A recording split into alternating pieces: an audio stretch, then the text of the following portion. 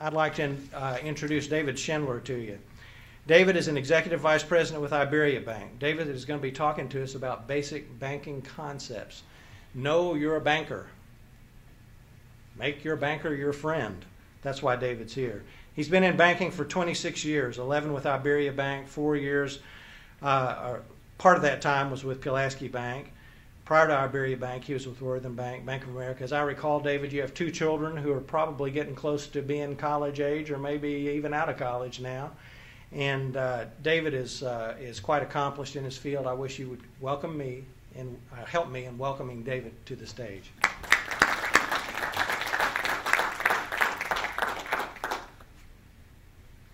Thank you, Tom.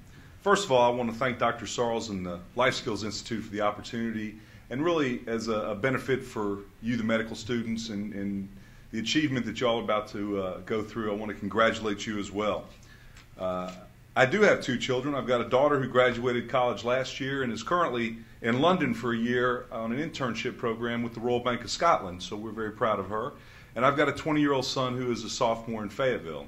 So I understand credit. Credit is really the way I make my living on a daily basis. For those 26 years, I've primarily been a commercial loan officer. So I'm impressed with the education that y'all have gone through. I'm impressed with my panelists that sit over there, because they all probably have an advanced education compared to myself. I've got a Bachelor of Science in Business Administration from the University of Missouri. Right after I got out of college, I went to work. I received no advanced education other than that I've received in my job and the experience for the last 26 years as a banker in Central Arkansas. As I said earlier, my primary responsibility has been commercial lending. Now, during that time, I've made many consumer loans. I've made many loans to young and mature doctors for many purposes, whether they be a car loan, a loan to support equipment purchases. Many of y'all will use equipment, clinic purchases, including real estate, and working capital when you need additional funds that help you operate your businesses, your clinics, your practices on a daily basis. So I'm here to talk about a number of things. The first off is the credit application process. All of y'all at some point in time in your careers will move forward and probably sit at a desk with someone like me. They may not look like me, they may not sound like me, but you will be going there and you'll be visiting with them about wanting to access credit. Now, I agree with what Warren and Mike both said about credit card debt. It is a challenge. It's difficult. But I want to ask a couple of questions and see where we go. In the room now, who has a credit card in their pocket? See a show of hands. Gentlemen, please. I figured that. So all of y'all have a credit card in your pocket. Okay, who has more than one credit card in their pocket? We've got some medical students. We've got some professionals, and that's a good thing.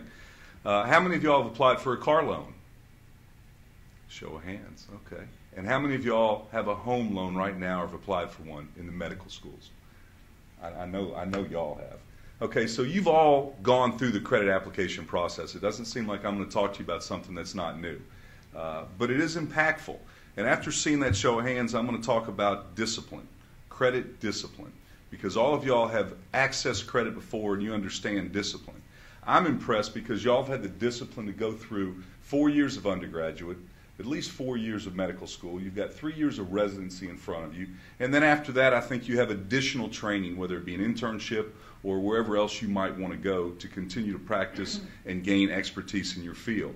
So the first thing up there says character. Now, I'm not asking you if you are a character. I'm sure most of you are. But do you have character? And I'm sure you do, because you wouldn't have the discipline to have done what you've just gone through or what you plan to go through. Stability. Do you have stability? Well, you've been in college for 4 years in medical school. That's stable. Now, a lot of y'all will be moving on from here to different places. And the performance that you gain from your next step will be critical in your ability to access credit, because credit history will follow you wherever you go. Just like your Social Security number follows you, it will follow where you go for locations and where you go in your career for your jobs. So you need to be sure that you perform well on the credit you have. A lot of you have credit cards, but I'm sure a lot of you are not yet making an income, so hopefully you have support for that, because you'll need it. Now, I will also say that the capacity, which is the next thing on there, will be impactful. If I can work the technology down a little bit. Your capacity to pay your debt is going to be important. A credit bureau will follow you through your whole career, and it's going to show us two things as bankers that offer credit on a daily basis: your willingness to pay and your capacity to pay. And that's all it's going to show. Now, it will give you a score. Do most of y'all, have you ever looked at your credit scores before? Nod heads, yeah, you have. And typically, a 650 to a 750 credit score is a good and acceptable credit score.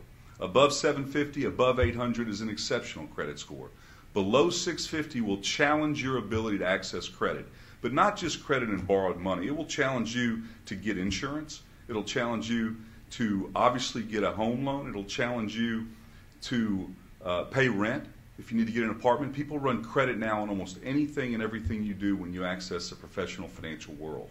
So you need to maintain that. And when your credit score is high, it will allow you access to all that you want in life. Maintaining credit discipline, maintaining good credit, being focused on what it can do for you will be a benefit your entire life. And that's a key that you need to take from this. Background experience, we talked about collateral. Bankers, commercial bankers lend on collateral. We lend on assets. As Warren talked and as Mike talked about assets you hope to gain, that's what we do in the credit world. Commercial bankers, which is what we are at all the banks across town, that's different from investment bankers, the guys that really work with you, as Mike and Warren laid out, to work with your wealth, not just generation, but your wealth management. But even they talked about a credit side of that and your ability to access assets. Mike talked about spending less than you make. Now that's critical every day of the year, every week, every month. When you get a paycheck, when you get a distribution, when you get a bonus, you need to spend less than what you make. But it will be hard to do that because you will buy a home worth $100,000 or $150 or $200 or $250 or more than that, and seldom do you get a paycheck worth $200,000 in your pocket. So that's when you access credit, when you have to budget, when you have to spend less than you make on a monthly basis. And it's key for y'all to understand that and budget and plan. I think it's important. One of the things that Warren put up there, and I'm going to follow up on that. I'm going to pass the consumer loan application. You've all seen that. The debt ratio worksheet. I think Warren was talking about that a little bit, and planning and budgeting. And this will be in your package and will be in the DVD that'll be available. But this is just a simple guide.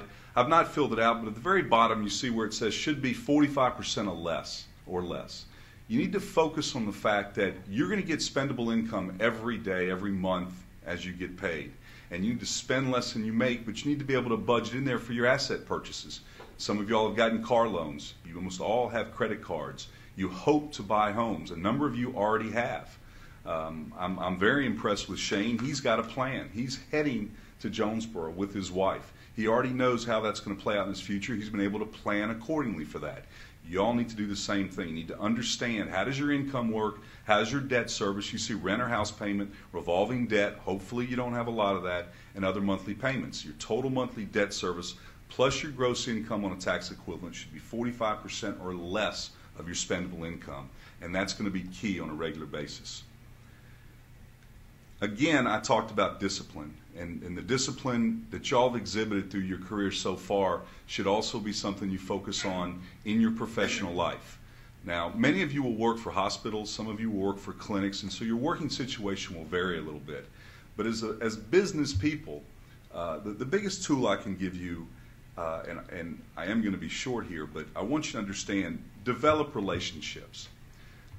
How many of you now have a banker that you've talked to before on a regular basis that you consistently go to? Show of hands.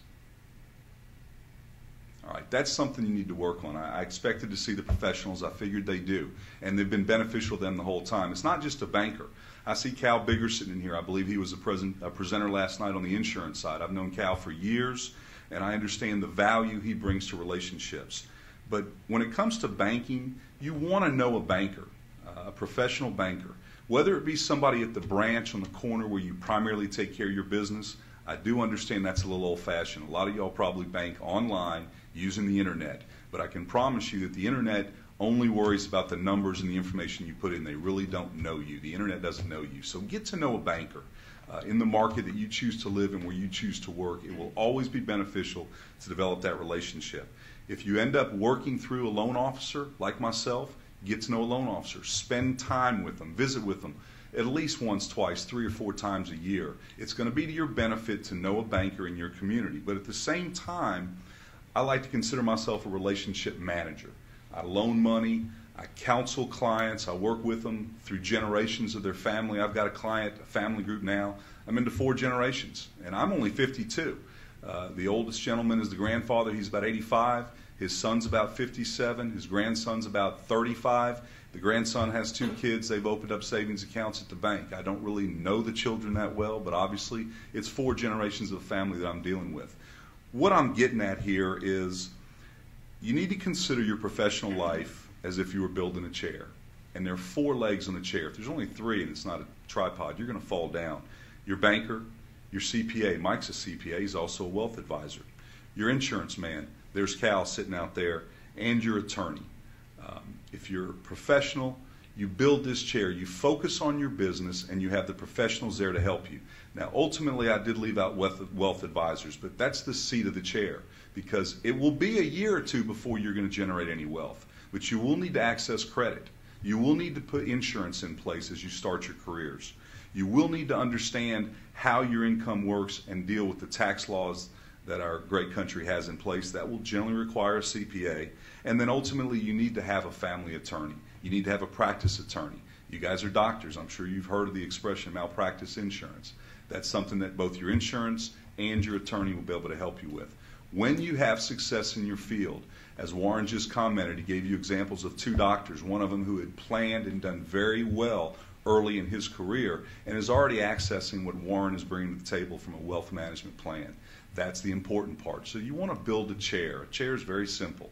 Your banker, your attorney, your CPA, your insurance rep, and then as you achieve success, both in your field and from a financial standpoint, you build the chair, you build the seat on the chair, and you end up with a wealth advisor. There's not a whole lot more to it. Banking is not difficult. Y'all have advanced degrees. Being a doctor is difficult. I'm impressed with your achievement. I'm proud of your achievement, knowing what you've come through at UAMS, and I'm hopeful that you will take the advice that the Life Skills Institute's professionals provide with y'all and use it to your benefit. What y'all need to focus on every day is the practice of medicine. You need to let your banker, your CPA, your insurance rep, and your attorney and your wealth advisor help you and build your future together. The best piece of advice I can give you is find these professionals, develop these relationships, and as you mature through your career, maintain those relationships. Some of the best relationships I have with my clients are 25-plus year relationships when I was a young banker and started with them. Now, they don't worry about their banking. They worry about their business, and I'm able to help them, advise them. And I know they also have long-standing relationships with these other people, the CPA, the accountant in that case, their wealth advisors, their attorneys, their insurance people, and obviously their doctors. I'm not going to give you advice on your medical lives because you'll be taking care of that yourself. You'll know the doctors you need to see. But on the professional side of finance, that's really what you need to do. So developing the relationships, building your chair, maintaining those relationships so as you mature in your practice, you'll have consistent and solid help. I use that advice for my clients who are not in the medical business but who are in the commercial businesses across our great state, and it's been very beneficial. So I'd like to congratulate y'all once again and continue to commend you to build your relationships and build your chair. Thank you.